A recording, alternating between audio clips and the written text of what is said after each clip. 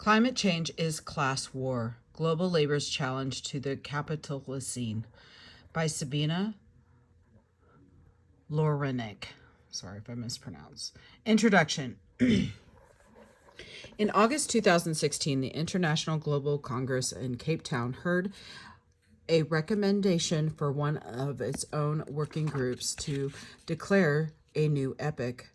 12,000 climate stable years during the Holocene, it heard have given way to the Anthropocene, recognizing the profound impacts of humanity, including anthropogenic climate change, on Earth. Dating the start of the Anthropocene epoch to 1950, the chair of working group on the Anthropocene reflected at the time, we have lived most of our lives, if for many of us, not all, in something called Anthropocene, and are just realizing the scale and permanence of change, unquote, Carrington, 2016. If Professor Zelos's comments suggest that our collective impacts have thus been unwitting, this remains the case no longer. Instead argues good man, 2017. The corollary of the wide acceptance of a geological Anthropocene is the emergence of a new form of self-aware climate agency, unquote. As collectively and individually we live with a greater degree of awareness, understanding, and introspection regarding our impacts on planetary machinery. As these introspections trigger public debate across diverse outlets, including The Guardian, NBC News, and CNN, about the overwhelming and terrifying, unquote, Taylor and Murray experience of eco-anxiety, Nugent in 2019, and climate grief, Sure, 2018. Understanding what kind of social action our self-aware state of climate agency might provoke is, according to Goodman, 2017, quote, the critical question of our era, unquote. Here he asserts the question of climate change and social movement participation is centrally important, unquote. Perhaps especially so for building public and political will for the societal and economic shifts required to address ongoing climate breakdown. In particular, he writes, we need to understand to what extent is something that we can characterize as climate agency, emerging through social movement participation, unquote, Goodman, 2017. In the few years since Goodman posed his question, the answer has seemingly become clearer as the international media spotlight has fallen on the climate activism led by Greta Thunberg's Friday for Future movement and Extinction Rebellion XR. Both have become unlikely household names within a relatively short 24-month period, spearheading movements that now number in the millions, yet they have more in common than publicity. Both have been accused of forwarding a northern, urban, and elite perspective on the climate crisis, whilst demographics bearing the brunt of our unfolding climate catastrophe have to date cut a startlingly quiet figure in analysis of emerging climate resistance. As this chapter argues, however, rather than being absent, the climate agency of subaltern groups in the global South, whose homes, livelihoods, and ways of life are already being eroded and undermined by climate breakdown, is systematically overlooked in a contemporary media and academic discourse. Here I use a reframing of Goodman's question as a starting point, seeking to move the conversation on climate resistance beyond the usual high-profile agents to ask, what forms of climate agency and social movement participation are emanating from those on the front line of the climate crisis? I ground this analysis in an unlikely locus of nascent climate rebellion, a wave of labor protests that hit Cambodia's garment industry across the years 2013 and 2014. Over December 2013 and January of 2014, mass rallies brought, hundreds of thousands of workers and their allies onto the streets to demonstrate for better urban wages.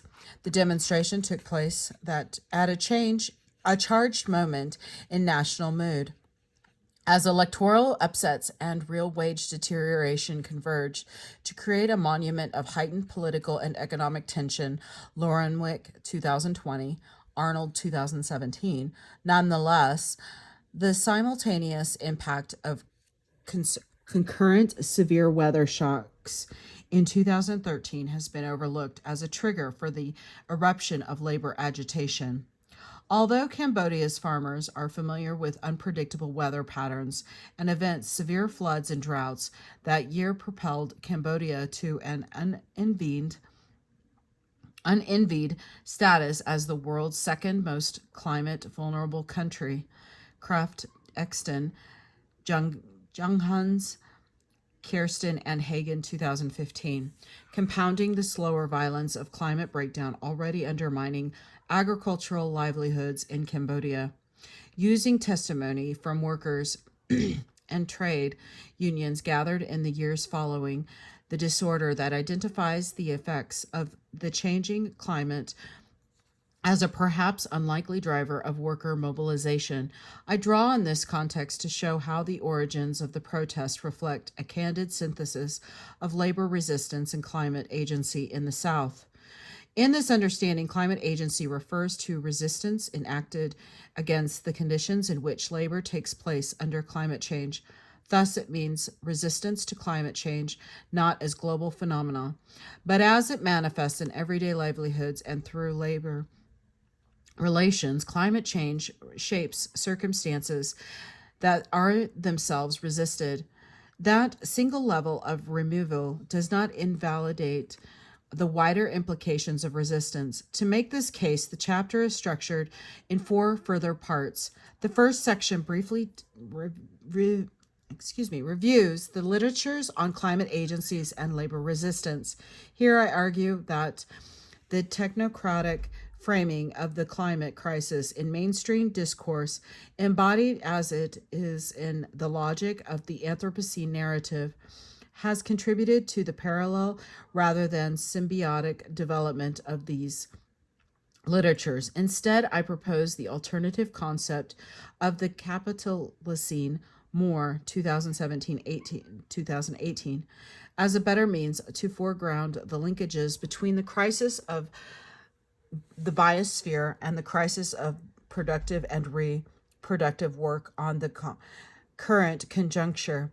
Next, I illustrate the empirical resonance of this theoretical reapproachment in the South, exemplifying the Capitalocene's convergence of economic and environmental crisis in driving patterns of spatially disaggregated or translocal labor and livelihoods systems that cross-cut and complicate the conventional rural agricultural and urban industrial divide.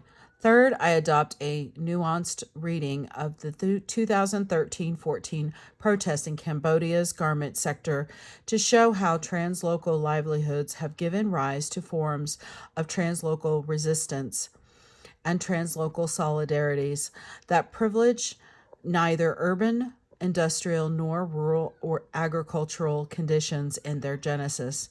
Finally, I finished with a conclusion that draws together key findings and contributions. Conceptualizing climate agency in the Capitalocene.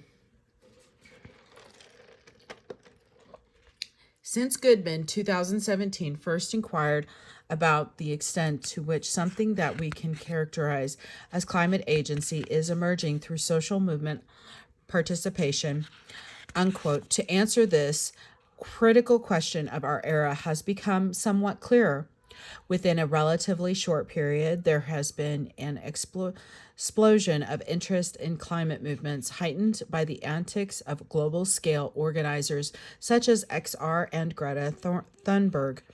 In particular, Thunberg's Fridays for Future, unquote, school strikes have triggered a wave of youth protests in more than 150 countries and counting around the world, implanting climate activism or climate resistance, unquote. Hunter 2019. Firmly in public consciousness, where the academic literature has engaged with these movements, however, it has reproduced criticisms leveled at the movements themselves. XR's focus on the diminishing futures of our children, unquote, as the UK-founded organization frames it. For example, has attracted concern which argues that it unhelpfully distracts attention from the global south, communities already facing climate catastrophe. Does Extinction Rebellion have a race problem? Unquote, asked the Guardian newspaper, Gale 2019. Too white, too middle class, unquote. Answers CNN, Lewis 2019. Mirroring these issues, the academic literature has similarly coalesced predominantly on case studies and key groups that organize in urban and northern, e.g. through Middlemas and several others, locations, leaving the climate activism of rural southern communities understudied in this latter respect indeed.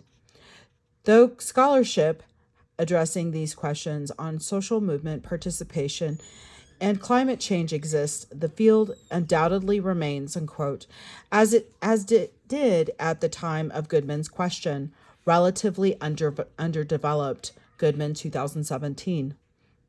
Although there are notable exceptions such as Uganda's Vanessa Nakate, Ecuador's Helena Galinga, and India's Vandana Shiva, the lack of prominence afforded to southern non-white and rural voices is puzzling. Although climate change affects us all, it affects us irregularly. The apocalypse is indeed, unquote, as Swingdow 2013, page 11, observes, a combined and uneven one both in time and across space, unquote. Rural areas in the global south will indeed are already bearing one of the highest burdens of the anthropogenic climate change. As the vanguard of climate impacts, we might conversely expect to see greater share of climate resistance emanating from these locations. An ecological flexing of Polinia's 2001, 1944, page 136, double movement, unquote, referring to the simultaneous extension of and resistance to encroaching markets characterizing capitalist transitions.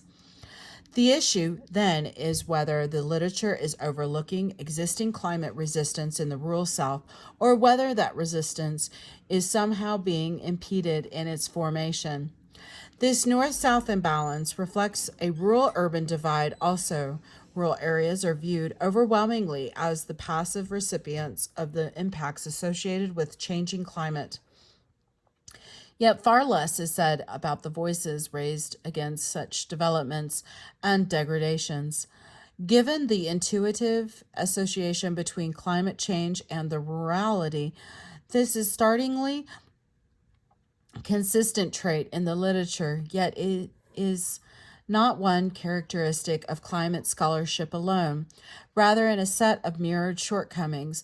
The labor geography literature within which questions of agency are debated in great volume and with a great deal of energy has little to itself to say about climate change. The crucial nexus appears invisible, therefore, from both sides. Indeed, as people in the South have been drawn in their millions into industrial work, the labor geography literature has corrected a once top-down, unquote, capital-centric approach to the expansion of global production.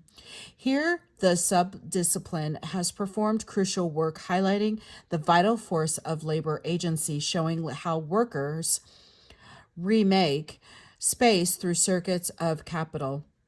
Nonetheless, despite the field's rapid growth over 2 decades, there remains a dearth, unquote, of scholarship that explores labor in relation to the environment, as labor geographers have maintained a conspicuous silence on climate change, particularly in grounded local level analysis. Thus, despite the inevitable impact climate change and climate change measures on the production process and thus on work, and vice versa, the two literatures on climate and labor agency have evolved independently. Environmental studies have largely ignored labor issues, while labor studies have paid little attention to climate change issues. In part, this reflects the lingering hypothesis of a contingent empirical relation in which the interest of work and climate are posited as antithetical fueling the continuation of this divergent trajectory of intellectual development through reification of a tired jobs versus environment, unquote, narrative. Yet, as the growing calls for a Green New Deal on both sides of the Atlantic attest, this is an abstraction rooted in the false logic of mainstream scientific managerial framings of climate change and its impacts. As Swingdo has cautioned, the global rise in anxiety about the planet has occurred in a conspicuously conservative guise in which ecology manifests as a new opium for the people, a gigantic operation in the depolitization of subjects, unquote, mainstream responses to the crisis of the present conjuncture that emerge from this post-political milieu seem only to promise further entrenchment of neoliberal economic policies. For example, by framing responsibility for averting climate catastrophe as resting upon behavioral change to the consumption choices of individuals, by differently fly less and thereby conveniently obfuscation, obfuscate of individuals by differently fly less and thereby conveniently obfuscating the role of corporations, and complicit governments in fueling disaster. As such, these responses merely provide a buttress to steady the status quo into the uncertain future that lies ahead rather than provoke the disruption needed to confront an ecological Armageddon, which is already a reality. The notion of Anthropocene epoch, as introduced at the outset, embodies this post-political tendency whilst working to sound the alarm of planetary crisis, unquote. It offers little prescription for extinguishing the fire. Its anchoring concept reveals in the post-political haze, such as that within it, the human species becomes a mighty, largely homogeneous acting unit from which inequality, commodification, imperialism, patriarchy, racism, and much more have been cleansed, unraveling the multiplicity of human difference shrouded under the banner of the anthropos, reveals the Anthropocene as a colossal falsification, unquote, in which global climate change is not accomplishment of an abstract humanity, but capitalogenic, unquote. In this way, the non-political politics, unquote, of the Anthropocene moment thus work to disavow the role of capitalism in climate change, erasing the material foundations of our unfolding planetary catastrophe. Instead, Moore argues the term Capitalocene might be a more appropriate epithet for the epoch, otherwise known as Anthropocene. This alternative nomenclature signals a conceptual figure or conceptual shift that recognizes we do not inhabit the age of man with its Eurocentric and techno-determinist vistas, but the age of capital, the historical era shaped by the endless accumulation of capital, unquote. This conceptual regrounding is significant because it allows for a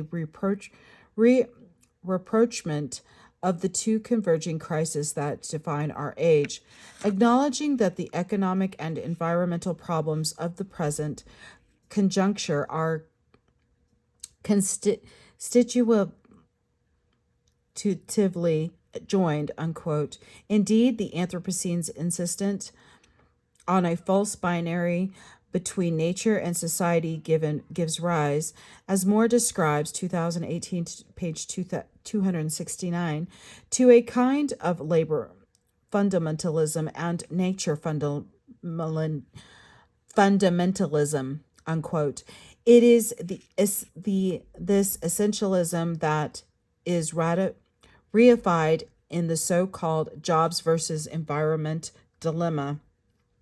By contrast, the logic of the Capitalocene, with its insistence that ecological breakdown is capitalogenic, insists on a dissolution of this binary, demanding recognition that labor and the environment are indeed linked and acknowledging the degradation of nature as a specific expression of capitalism's organization of work, unquote.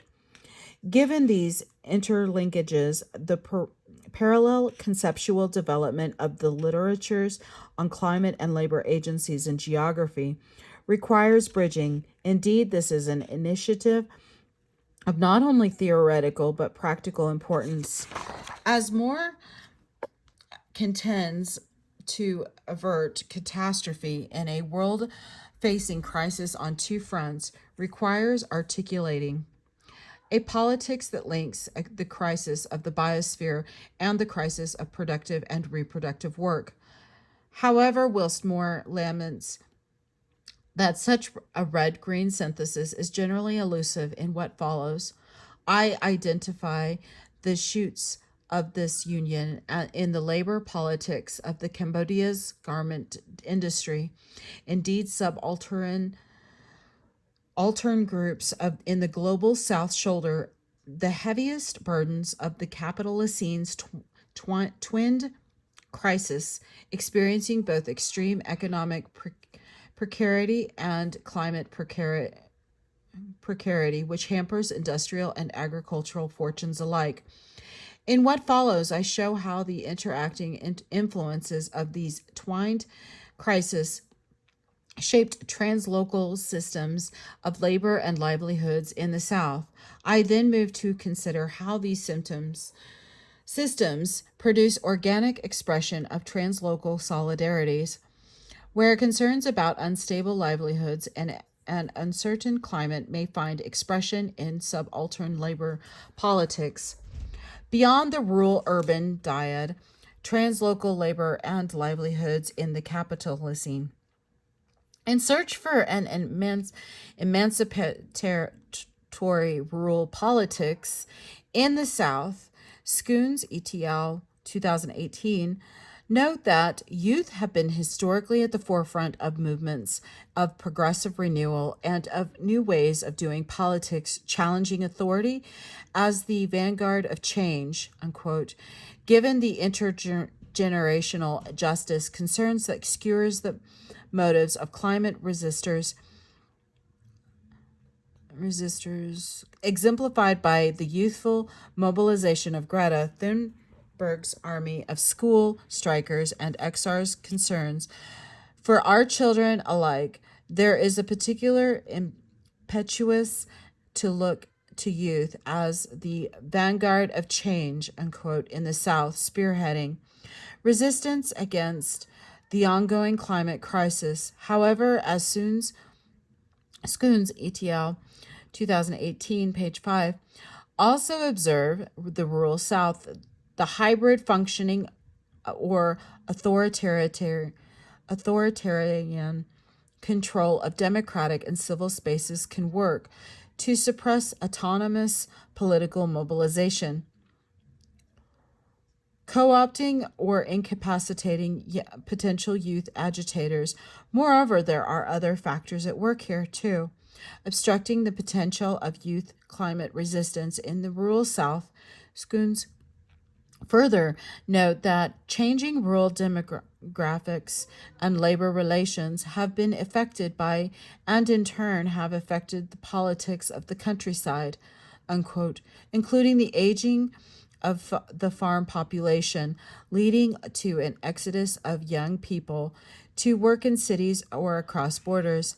The implications are clear. If we are looking for an upswing in youth mobilizations related to climate change, aging rural zones might be the wrong place to start. Schoons and his colleagues link the exodus of youths, in particular, to processes of financialization, particular to contemporary neoliberal capitalism, unquote, that have withered land holdings and farm profits through aggressive tactics of enclosure. Though a valid proposition, the veracity of this narrative is nonetheless circumscribed. It is at best a partial truth, for in many parts of the South, the out-migration of youth faced with unviable rural livelihoods is not driven by the incursion of market forces alone, but also by the worsening impacts of climate change, where agricultural fortunes now depend on the sky, unquote, amidst the vagaries of weather patterns in a changing climate. Economic and ecological crises converge and intensify, exemplifying the cruel logic of the Capitalocene.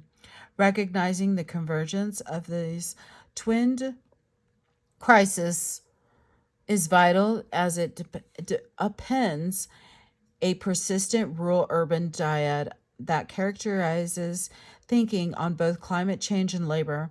The assumption remains prevalent that rural areas experience climate change whilst urban areas promulgate it. Yet recent work spanning the mobilities, migration, and development studies literatures has increasingly problematized its validity, demonstrating instead how immigrants and household economies alike retain a foothold across rural and urban camps long after the former have departed rural areas. Rather than being cleanly separated from their rural roots, when they moved to the city, urban migrants remained durably connected to their home and origins through networks and flows of people, ideas, information, and resources. Rural-urban labor mobility in the South has taken out on a translocal character, whereby the dynamic interconnections of spatially distant families and communities permit a simultaneous situatedness across distant locales, sustaining a groundedness during movement, unquote. All manner of apparently distant events resulting from chronic pressure and idiosyncratic shocks are related and translocally experienced within the stretched life worlds that urban workers and their rural households mutually inhabit. In Cambodia, for example, where the next section of this chapter turns, migrants remain active participants in translocal household livelihood arrangements, as well as returning home to contribute farm labor during peak seasons of agricultural demand. The regular flows of urban earned income support investment in and often sustain the very viability of smallholder agriculture. In this way, variations in agricultural conditions become a cornerstone of translocal household economy as chronic climate pressures and acute shocks upon farm livelihoods reverberate over the rural-urban continuum, impacting upon workers' urban livelihoods via the translocal networks in which they are embedded. Rural floods and droughts are thus experienced in many cases as much by factory workers as by their smallholder farming parents, grandparents, and siblings. Scholarship on deliberative livelihood strategies and remittance practices in the South thus increasingly recognizes how the translocal nature of labor and livelihoods in the Capitalocene is channeled into distinct forms of labor agency. Nonetheless, how these translocal underpinnings of labor agency feed into instances of voluble labor protest and direct action have rarely been explored. Instead, the dominant epistemology of agency rests on assumptions about the activities and sites that count in analysis of labor, unquote. Here is the conspicuous silence of the labor geography on the subject of climate change is perpetuated by a persistent industrial bias within studies of labor activism. Scholarship has focused on spotlighting collective, unquote, and vertical forms of agency leveled upwards through the supply chain, obfuscating the horizontal agency reflected in and shaped by workers' embeddedness in households and community relations. Seeking a counterpoint to this analytical dualism, the next section of this chapter highlights the manifestations of translocal agency obscured by the industrial focus. To do so, I explore workers' testimony on the triggers of mass labor protests that erupted across Cambodia's garment sector in the year of 2013-14. I draw from a series of more than 25 interviews and 10 FGDs with respondents introduced by an independent union organization with garment workers at Canada Industrial Park in Phnom Penh, the factory enclave at the center of the 2013-14 unrest, as well as conversations with workers' household members, neighbors, and local market traders and street sellers in the vicinity of the site. Building from this investigation of grassroots experiences and drivers of the protests, further interviews with local and national level union leaders from different sectors, including garment manufacturing, food and services, informal transport workers, a farmers association, and more, allow for an examination of the wider organization of the minimum wage campaign that led to the demonstrations and their unfolding. These two primary rounds of research took place between July and November 2015, although I revisited the site for further data collection in 2016 and since, pulling together commentary from across the sample of lay workers and union leaders. In what follows, I call attention to how horizontal expressions of climate agency resonate in labor activism, as these testimonies show this ostensibly urban protest movement was motivated, at least in part, by the compound impact of rural and environmental pressures on industrial wages, giving rise to novel forms of translocal solidarity. Towards translocal solidarities, locating climate agencies in labor resistance. By the time I got to Canada Industrial Park, I could already see blood on the ground, so I knew that something violent had happened, unquote, recalled Kunthi, garment worker, 13th July 2015. A garment worker of returning to the factory enclave in Phnom Penh that became the epicenter of labor protests engulfing Cambodia's capital at the very end of 2013. Following a wave of strikes, shut down Cambodia's entire garment industry between 24th of December 2013 and January 3rd, 2014. Military police intervened to resolve the standoff. Kunthi arrived home in the midst of the confrontation. Quote, as I was driving through, there was fighting all around, she described. The protesters were throwing stones at the police. The police used shotguns, and some were firing real guns, unquote. By the end of the day, at least 4 striking workers had been killed, a further 38 hospitalized with serious injuries, and 23 arrested. AMRC 2014. The largest labor strikes in Cambodia's history is bringing hundreds of thousands of workers onto the streets of the capital. Thus ended in one of the bloodiest days of Cambodia's post-war peace. Dovetailing with a period of wider social unrest after disputed national elections that had taken place in July 2013, the trigger for the 2013-14 strikes was a decision by Cambodia's Labor Advisory Committee over May and December 2013 to increase the minimum wage in the garment sector, which remains the only industry in Cambodia to command a mandated minimum wage from $61 to US $80 and then $95 per month.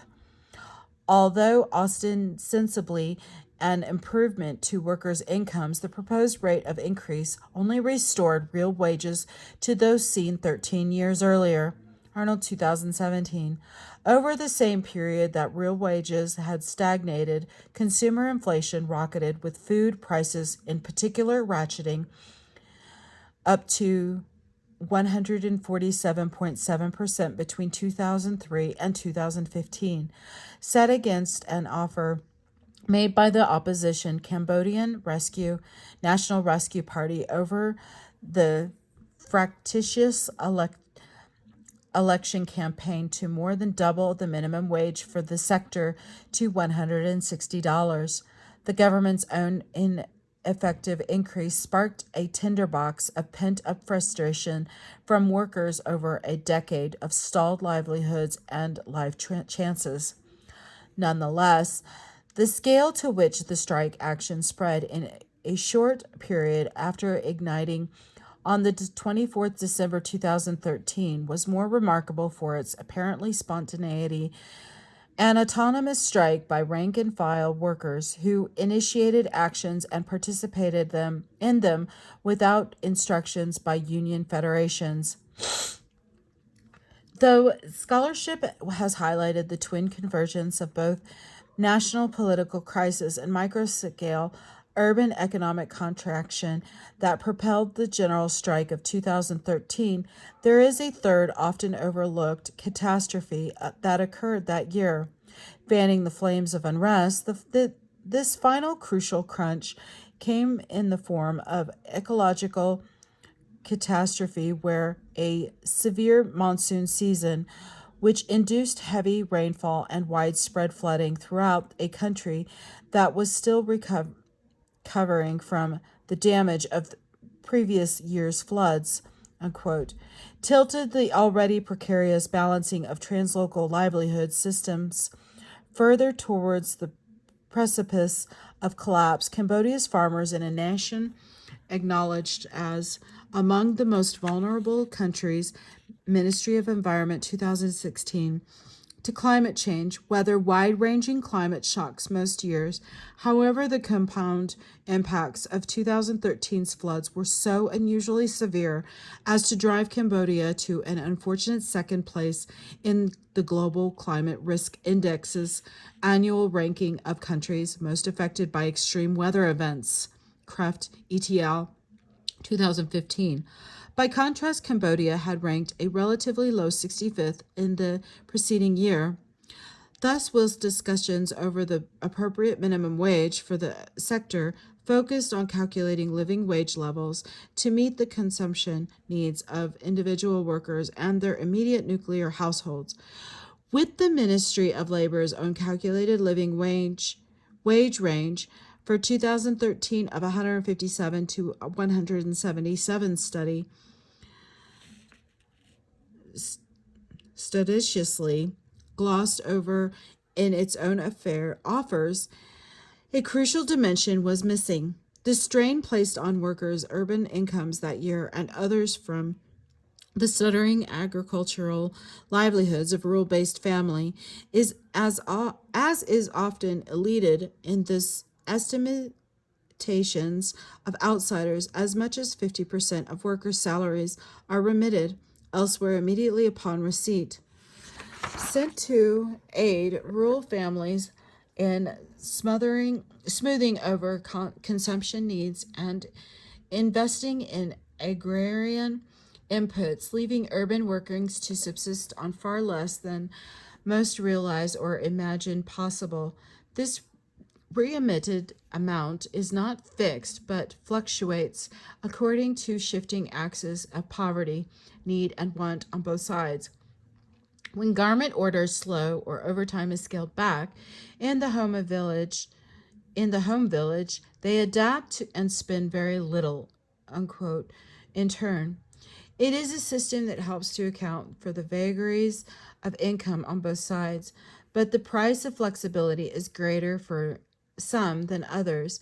As Malia, another garment worker, explained, if a garment worker's family is very poor, then it is very difficult for them to find the money to support both themselves and their household, unquote. When rural incomes and livelihoods are squeezed, the force of the pinch is transmitted to urban workers like Rithi, who have to send a lot of money, so they have to borrow money from somebody in the city, and then they need to do overtime the next month in order to pay it back, unquote. Rithi 27 garment workers, 16 July 2015. Here, contemporary research shows how agricultural production and social reproduction on both sides of the rural-urban continuum are being shored by recourse to microcredit. Yet, as Cambodian borrowers have leveraged the highest per capita rate of microfinance loans in the world over the past 2 decades at almost $4,000, more than double the GDP per capita. Liabilities are increasingly unsustainable. As a result, borrowing further undermines rather than buoys households' ability to stay afloat through periods of distress. Indeed, during difficult periods following chronic and acute shocks, the prevailing state of agricultural precarity can tip even seemingly secure translocal livelihoods into perilous positions, demanding unsustainable levels of urban to rural remittance. As one worker explained, quote, my family is average, so it is okay for me, but it is very difficult when there is no rain because I need to send a lot of money. Workers from poor families have a very difficult life because they send everything home and then have nothing left, unquote. A bad year's rain and subsequent poor harvest can therefore place excruciating demands on the precarious juggling of urban earned incomes. For the best off, this might mean inconvenience. For the worst off, it bodes calamity, where microfinance loans are typically secured against land titles for either agricultural or, more concerningly, homesteads, lands. Failure to generate sufficient income to cover repayments at rapacious rates of interest threatens to stress land sales and entry into bonded labor. Thus, when Cambodia's garment workers protested in 2013-14, their motivations ranged beyond the deteriorating conditions of their immediate urban situation to include compounding pressures placed on translocal livelihoods by the unusually severe climate shocks experienced over the same period. This is clear in workers' testimonies of the strike action, where the burden of sustaining the family's farm through the impacts of 2013 extreme weather events is cited as catalyst in workers' decision to protest and expression of resistance to increasingly climate change impacted livelihoods that serve to stir the fomentation of labor unrest. Chenda, for example, participated in the 2013-14 industrial action alongside her colleagues from one of the garment factories located in the Canada Industrial Park, where the January violence ignited. Quote, "The factor that made me protest," she outlined, highlighting the entanglement of urban and rural precarity, "is that the salary is not enough to live and send money home. Now I have to send less, but it is not enough for my family. They need to buy fertilizer and many other things. If there isn't enough money, then I have to borrow it from somebody else. Then I have to spend less next month to pay them back and send less money home again too," unquote. As an uncertain environment pushes farmers to invest ever more capital and in inputs such as these, as well as borrow more to fund these contributions, farmers and their urban relatives experience agricultural shocks as economic as well as climatic. According to Srepov, another worker who took part in the Canada demonstrations, the strike occurred because workers' families were generally farming badly. So they had to buy fertilizer and everything. It costs a lot, and it is hard for the workers to send enough money, unquote. In the intervening years, this recognition of the interwoven dependencies of urban and rural farm and non-farm global economy and local climate that shape translocal experiences of work and activism in Cambodia has evolved into more explicit translocal solidarities. Though the bloody crackdown of 4th January 2014 forced a premature halt to what remain Cambodia's largest labor strikes, the minimum wage movement, apprehensive but undeterred, regrouped the same year with new strategies of mobilization. Faced with the ongoing threat of further state violence, the new campaign shifted the focus of its attention from the government to the multinational brands who subcontracted Cambodia-made garments and profit from the somewhat contrary ethical reputation of the industry. Moreover, the autonomous formation of the demonstrations of late 2013 and early 2014 segued into a more institutionalized mode of organization, with trade unions and civil society groups brought together under a sometimes fractious but otherwise unified campaign umbrella, asserting that, quote, "the buyer must provide basic wages $177, unquote, aided by support from transnational networks, including organizations like United States Against Sweatshops. A global, quote, day of action, unquote, was declared on September 2014 as 10,000 Cambodian workers defied the continued threat of government intermediation to march through Phnom Penh. Global organizers picketed high street stores in the United States, the UK, and Australia, sending hashtag #WeNeed177 trending worldwide on Twitter feeds. Part 2017, March 2014. Excuse me. Where this globally networked activity speaks to a rather top-down hierarchy of labor organizations, however, long-standing vertical cleavages in Cambodia's union movement suggest that grounded experience of the $177 movement at the grassroots was somewhat different. Here, local activists leveraged micro-scale networks of informal associations beyond the garment industry, siblings, kin, neighbors, friends, and colleagues to encompass the mutually interconnected interest of a largely translocal economy as money and leap.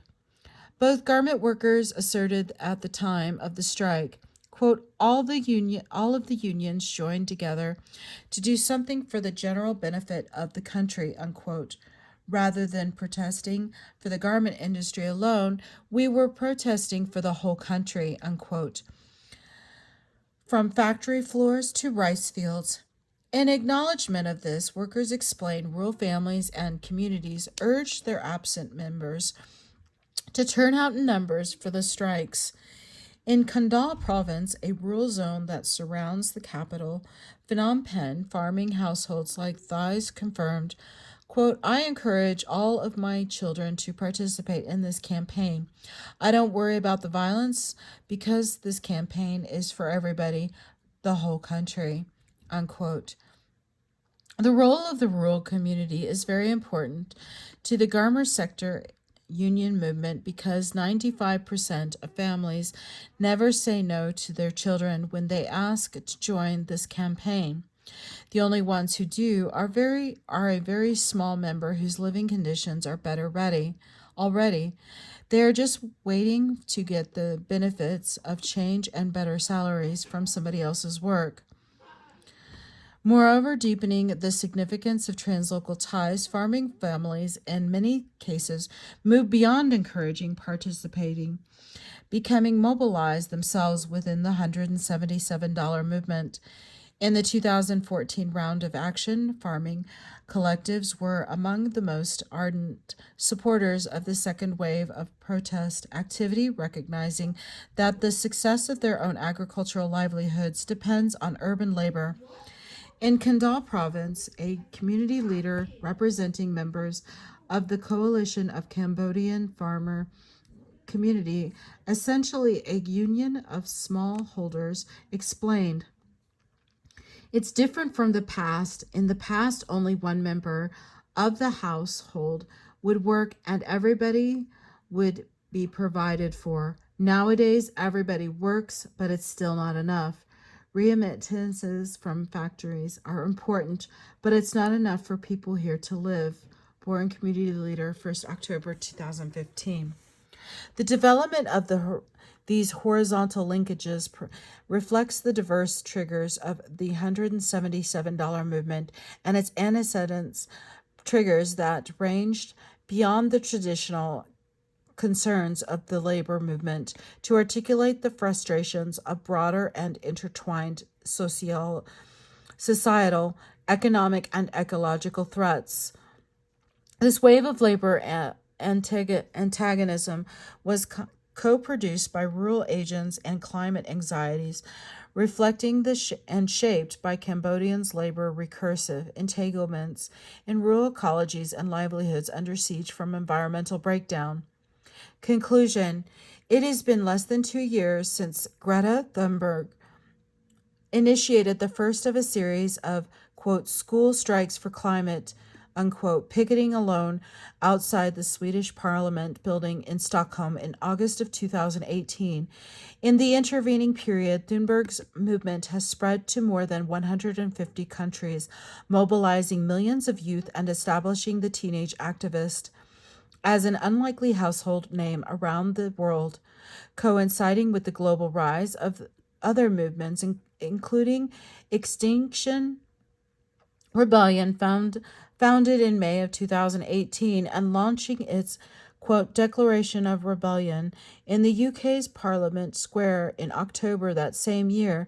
This has been an unprecedented moment for climate action, with mounting attention paid to both climate impacts and ensuing conceptions of climate agencies manifest in these overt forms of climate resistance, unquote.